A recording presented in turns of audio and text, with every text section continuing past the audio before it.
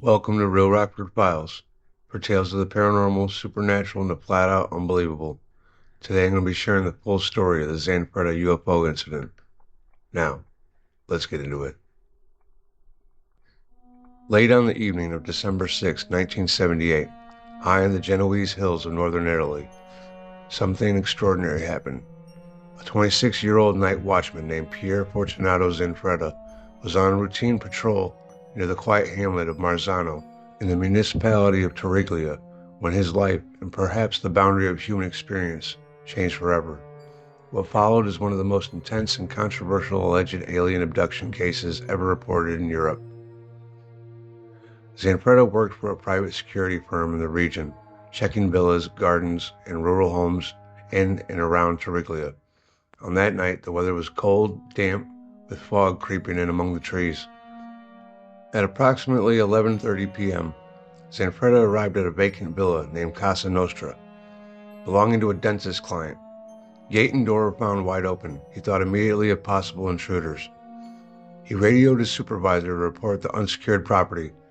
Then he noted 4 unusual lights in the villa's garden. Rather than perpetrators with flashlights, his next steps would lead him into a realm of the unexplainable. As Zanfretta approached the rear garden, his car lost all electrical function. Radio, lights, engine died. He left the vehicle and saw what he described as a red oval object, over 10 meters in diameter, hovering above the ground. Turning toward his supervisor via radio, he interrupted his transmission mid-sentence. "No, non sono uomini, non sono uomini," meaning no, they are not men, they are not men. Then the communication cut off. When his colleagues located him shortly thereafter, Zanfretta was found in a state of shock. His clothing strangely warm despite the cold night and rain. In the grass was an imprint, a half-moon shape about 2 meters in diameter, near where he claimed the craft had hovered. Under later hypnosis, Zanfretta described the beings he encountered, roughly 3 meters tall with mottled skin, yellow triangular eyes, and claw-like feet. They wore what appeared to be loose gray-colored suits, and their heads were adorned with spikes. He claimed they were from a dying planet and their name was the Dargos. He said the aliens telepathically communicated and led him aboard the craft for an examination. According to his account, they showed him advanced tools, implants, and conveyed they were considering the Earth as a future habitat. The initial incident was only the beginning. Over the next few years, between 1978 and 1981, Zanfretta claimed to have been abducted at least 11 times. On one occasion, his car was found parked but empty, his body discovered hours later in a bewildered state. He said the same beings had abducted him again. Some local witnesses claimed they saw strange lights in the skies that same night. Documents suggest 52 separate accounts of unusual phenomena around Torriglia recorded by the Carabinieri. Italian authorities, including the Carabinieri, logged the initial incident. Investigator Brigadier Antonio Nucci compiled reports of the abandoned villa. The imprint in the ground and the radio transmission cut off. Zanfretta agreed to hypnotic regression sessions on December 23, 1978, supervised by psychotherapist Mauro Moretti to recover lost memory of the event. The physical evidence. The imprint at the site, Zanfretta's warm clothing despite rain and cold, and independent witness sightings of a bright object. However, no definitive alien artifact, photograph, or video has been verified by independent scientific bodies. The case exploded in Italian media. Zanfretta appeared on television, newspapers ran dramatic headlines, and his story became part of UFO folklore in Italy. Through it all, skeptics emerged.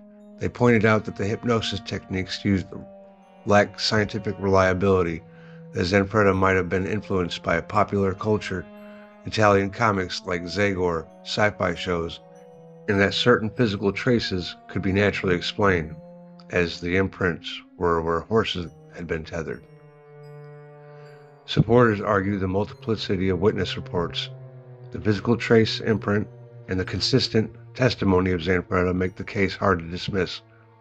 Skeptics counter that hypnosis is an unreliable memory recovery method, that no artifacts were produced, and that no natural or physiological explanations may suffice.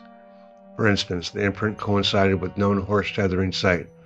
Zanfretta's clothes, warm and dry condition, could fit having stayed in the car. Importantly, the case invites the question, what happens when a single individual claims repeated contact with something utterly alien and physical traces are claimed? Whether you believe it or not, the human dimensions, fear, isolation, public ridicule, obsession are undeniable. Picture yourself in the solitary darkness of a villa garden in December, north of Genoa. You're hired to guard the premises, but instead you witness lights, a craft, and beings you cannot identify. You scramble for your radio, yell about intruders, then find yourself remote, confused, and in shock. What would you do? What evidence would you trust?